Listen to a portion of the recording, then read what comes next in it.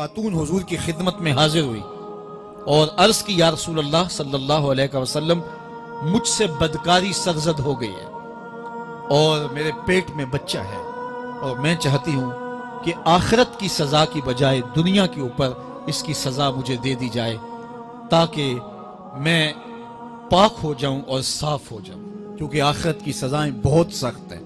اللہ کے محبوب علیہ السلام نے جبریل امین سے ایک دن پوچھا تھا مجھے جہنم کے عذابوں کا ذکر سناؤ، تو عرض کی یا رسول اللہ صلی اللہ علیہ وسلم ہلکا ترین عذاب یہ ہے کہ جہنمی کے پاؤں میں آگ کے جوتے رکھے جائیں گے، باقی اس کے پورے بدن پہ آگ نہیں ہوگی، صرف آگ کے جوتے اس کو پہنائے جائیں گے، لیکن اس کی حدت، گرمی اور شدت اتنی ہوگی یغلی منہما دماغہ، اس کی شدت سے اس کا دماغ پگھل کر ناک اور کانوں کے ذریعے سے باہر آنا شروع ہو جائے گا۔ یہ سب سے ہلکے عذاب کی کیفیت ہے، اور جو عذاب سخت ہیں الیاذ باللہ، اللہ تعالیٰ قرآن مجید میں فرماتا ہے ثم لا يموت فیہا ولا یحیا، اس بڑے عذاب کا ذکر کیا جو جہنمیوں کو دیا جائے گا، فرمایا اس عذاب کی کیفیت یہ ہوگی بندہ نہ جیے گا نہ مرے گا۔ جیے گا اس لیے نہیں کہ آگے اور پیچھے دائیں اور بائیں آگ ہی آگ ہوگی، تو اس آگ میں جینا کو جینا تو نہیں ہوگا، اور مرے گا اس لیے نہیں کہ موت کو موت آ چکی ہوگی۔ تو وہ کتنا سخت عذاب ہوگا الیاذ باللہ کہ ہلکے ترین عذاب کی کیفیت یہ ہے کہ پاؤں میں آگ کا جوتا اور دماغ پگھل کے ناک اور کانوں کے راستے سے باہر آ جائے۔ تو اس نے عرض کی یا رسول اللہ صلی اللہ علیہ وسلم میرے اوپر حد جاری کر دیجئے، اور اس نے کہا کہ میرے پیٹ میں جو ہے وہ بچہ ہے۔ اللہ کے محبوب علیہ السلام نے فرمایا جاؤ جب بچہ پیدا ہو تو پھر آنا۔ وہ چلی گئی، تو جب بچہ پیدا ہوا تو گود میں اٹھائے پھر حضور کی خدمت میں حاضر ہوئے اور عرض کی یا رسول اللہ یہ ہے بچہ جو میں نے گناہ کیا تھا، بدکاری کی تھی، آج یہ اس کی نشانی ہے۔ تو اللہ کے محبوب علیہ السلام نے فرمایا کہ اسے لے جاؤ اور اسے دودھ پلاؤ، اور جب یہ کچھ کھانے پینے لگ جائے گا تو پھر آنا۔ کچھ دنوں کے بعد وہ دوبارہ حاضر ہوئی اور اس نے اس بچے کے ہاتھ میں روٹی کا ٹکڑا دیا ہوا تھا اور عرض کی یا رسول اللہ دیکھ لیجئے اب یہ روٹی کھانے لگ گیا ہے۔ اللہ اکبر۔ تو اللہ کے محبوب نے فرمایا انہیں لے جاؤ اور جا کے انہیں سنگسار کر دو۔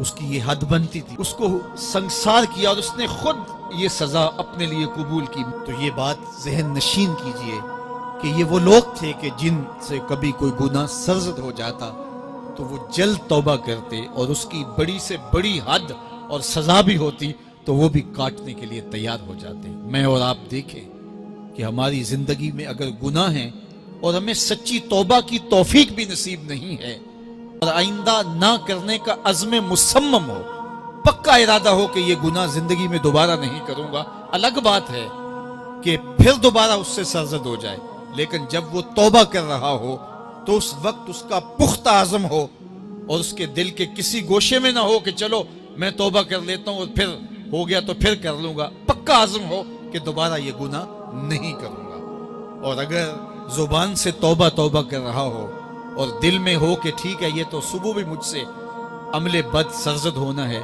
تو اللہ تعالیٰ سے یہ مذاق کرنے والی بات ہے، اور اللہ تعالیٰ سے جو مذاق کرتا ہے وہ کہاں کھڑا ہے وہ خود سوچ لے۔ وہ کیا کسی نے کہا تھا کہ توبہ کی پھر توبہ کر کے توڑ دی، میری اس توبہ پہ توبہ کر اٹھی۔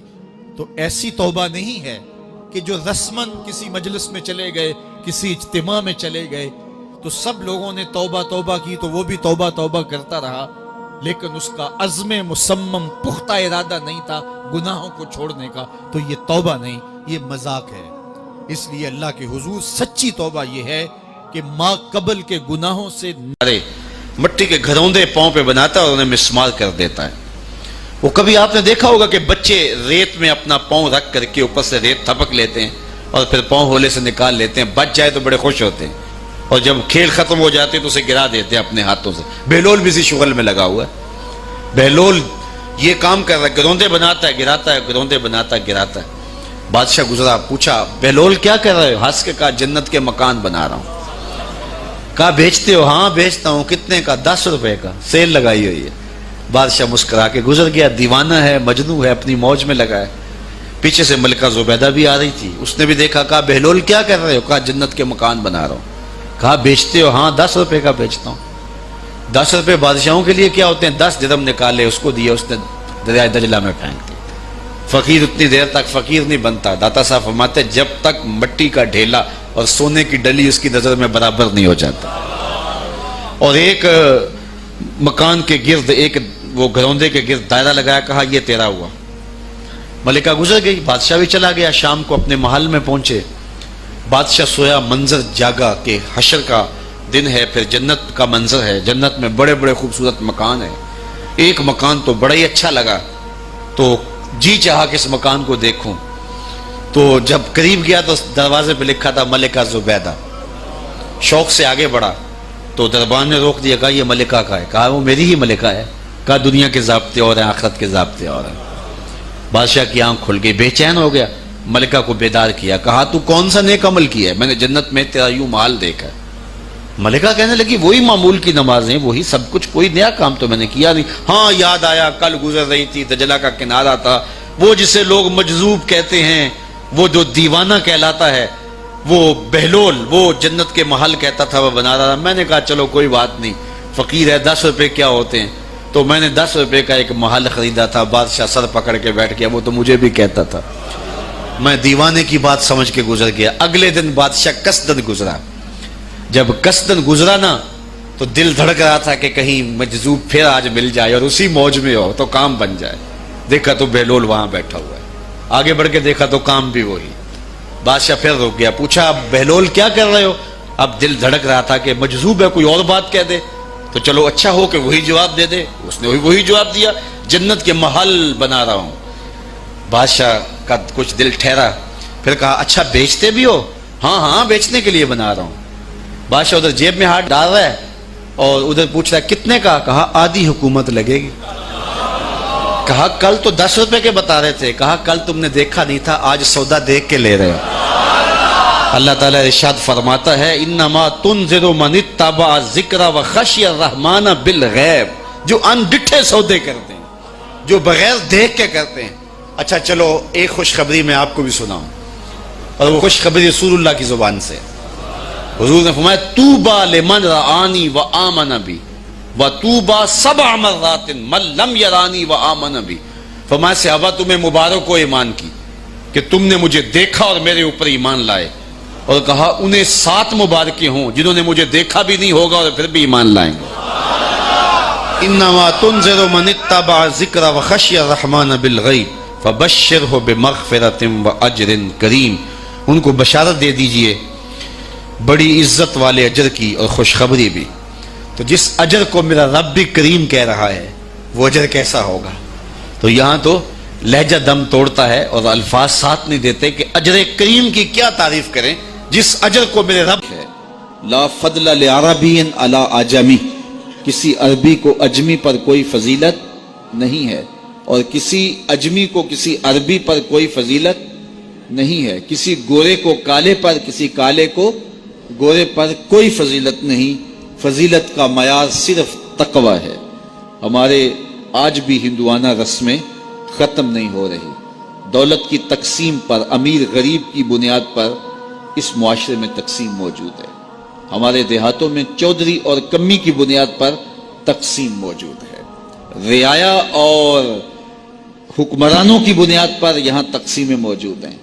لیکن میرے اور آپ کے آقا و مولا نے قیامت تک آنے والی انسانیت کے لیے جو منشور دیا وہ یہ تھا کسی عربی کو اجمی پر کوئی فضیلت نہیں، کسی اجمی کو عربی پر کوئی فضیلت نہیں، کسی گورے کو کالے پر کوئی فضیلت نہیں. چونکہ کالے رنگ بھی اللہ نے بنائے ہیں، گورے رنگ بھی اللہ نے بنائے. حکیم لقمان رنگ کے کالے تھے اور صورت اچھی نہیں تھی. تو کسی نے ان سے پوچھا کہ آپ اتنے بدصورت کیوں ہیں؟ تو حکیم لقمان نے کیا جواب دیا؟ کہا آپ شکل میں نقص نکال رہے ہیں یا شکل بنانے والے میں نقص نکال رہے ہیں؟ تو وہ خاموش ہو گیا. اللہ اکبر. تو یہ اللہ نے بنایا ہے نا, اس نے کانٹا بھی اس نے پیدا کیا ہے, پھول بھی اس نے پیدا کیا ہے, چہروں کی رنگت اس نے بنائی ہے, کسی میں کوئی رنگ بھر دیا, کسی نے کوئی رنگ بھر دیا. تو رنگوں کی بنیاد پر, نسب کی بنیاد پر کوئی افضل, کوئی اشرف, کوئی اعلیٰ, کوئی بد, یہ نہیں ہے, بلکہ معیار جو دیا گیا وہ کیا تھا؟ تقوی. ان اکرمکم عند اللہ اتقاکم, جو زیادہ متقی ہے اللہ کے نزدیک وہی معزز ہے, وہی معتبر ہے. پھر حضور علیہ الصلوۃ والسلام نے عورتوں کے بارے میں تاکید کی کہ وہ تمہاری زیر دست ہیں, ان کی ملک کچھ نہیں ہوتا اور کمزور ہیں, ان کے بارے اللہ سے ڈرنا. اور حضور نے ان کے ساتھ حسن سلوک کرنے کی وصیت کی. پھر غلاموں کے ساتھ حسن سلوک کرنے کا حضور نے درس دیا کہ جو خود کھاتے ہو وہ انہیں کھلاؤ, جو خود پیتے ہو انہیں پلاؤ, جو خود پہنتے ہو انہیں پہناؤ.